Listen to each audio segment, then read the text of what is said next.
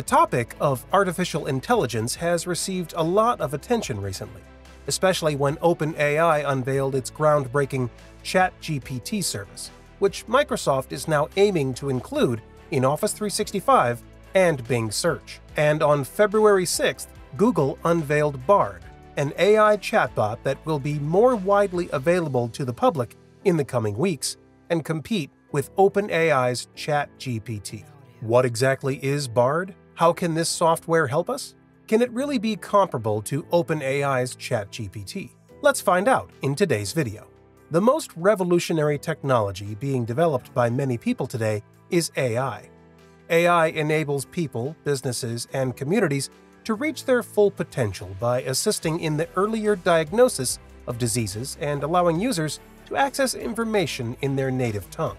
And it creates new possibilities that have the potential to greatly enhance the lives of billions of people. Since announcing a change in direction at I/O 2017, Google has been a self-described AI-first corporation. More recently, it disclosed plans for an AI-powered Google search tool dubbed Bard. But it might be difficult to understand how these new tools truly perform in a sea of buzzwords and initialisms. You might be asking how Bard differs from Google Search, which already employs AI to comprehend spoken language and power applications like Google Lens and Google Assistant.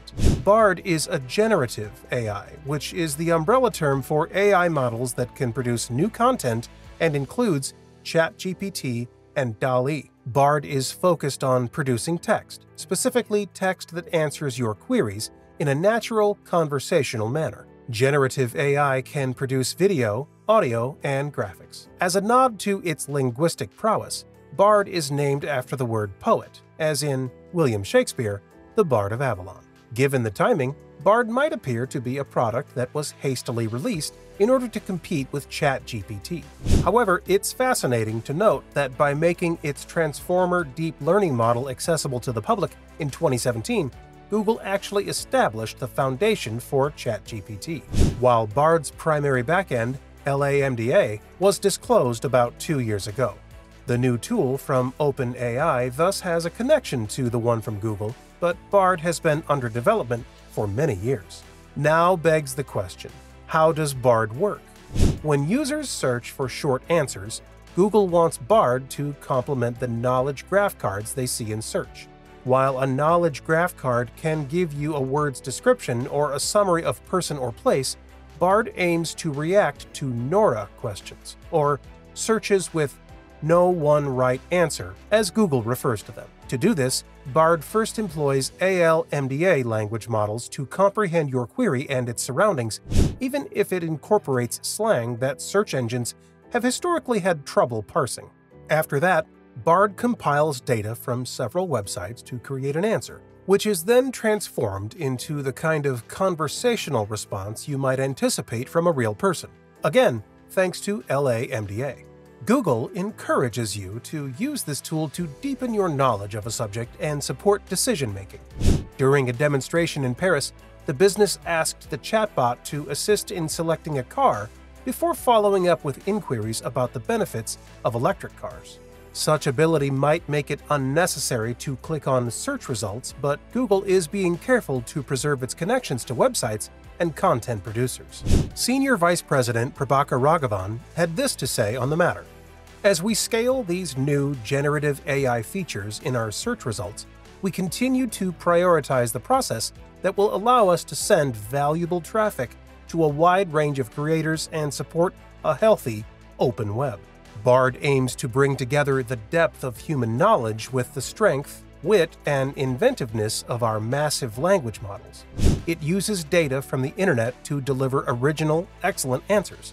Bard can serve as a creative release and a springboard for inquiry, enabling you to impart new scientific findings from NASA's James Webb Space Telescope to a 9-year-old, or learn more about the top football strikers of the moment before receiving training to hone your abilities. It was initially made available with Google's lightweight LaMDA model, which the company claimed is a smaller model that uses less computer power, allowing it to scale to more users and provide more input. To ensure that Bard's responses reach a high standard for quality, safety, and groundedness in real-world knowledge, it wants to combine external feedback with its internal testing. Google launched Bard, its own interactive AI tool, a few days after Chinese search giant Baidu's plans to launch a chatbot in the ChatGPT style surfaced. The program will compete with OpenAI's ChatGPT, which recently reached 100 million users after being made accessible for public testing for just 2 months. Although not all of the Bard's skills have been released, it is unknown what tasks the Bard is capable of performing. It appears that this chatbot will be comparable to OpenAI's ChatGPT. Bard AI and ChatGPT both perform comparable tasks, although they differ in other ways. ChatGPT draws information from the data it has been trained on, whereas Bard AI gets its information from the internet to give answers. As ChatGPT's training is restricted to data gathered until 2021, this is considered to offer Bard an advantage. But Bard would receive real-time updates from the internet. Generative Pre-trained Transformer 3, GPT-3, an auto-regressive language model that uses deep learning to create text that resembles human speech, serves as the language model for ChatGPT. It was introduced in 2020.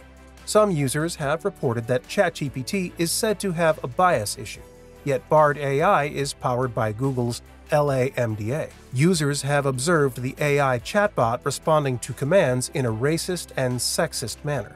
Users can avoid it, though, simply reframing their inquiries. Analysts point out that because Google's Bard AI gets its knowledge from the uncensored internet, which also hosts disinformation, it may have bias issues of its own. So when can we get this AI tool? Will it be available to the public soon? Bard is still in its early stages and not extensively accessible to the general public. Only a few users can access Bard on the Google app during its testing phase by selecting the chatbot icon there. The tech giant is anticipated to integrate the conversational AI service with its popular Google search in the future, although the launch date for the general public is unknown at this time. Google has already made Bard accessible to a restricted set of trusted testers in addition to internal dog food users. In the upcoming weeks, the business intends to launch a public early access program for the product. Bard should eventually be incorporated into Google Search once its testing phases are complete. You'll notice things are different when Google responds to your question thoroughly in plain English, rather than with a card and a list of links at that point. So, using the feature should then be as easy as typing any query into the search field. And that's it for the video. What did you think of Google's own AI tool? Do you think this will be a big hit like ChatGPT? Let us know your thoughts in the comments below. As always, if you enjoyed today's video, don't forget to give it a big thumbs up and subscribe to the channel for more content. Thanks for watching, and I'll see you in the next one.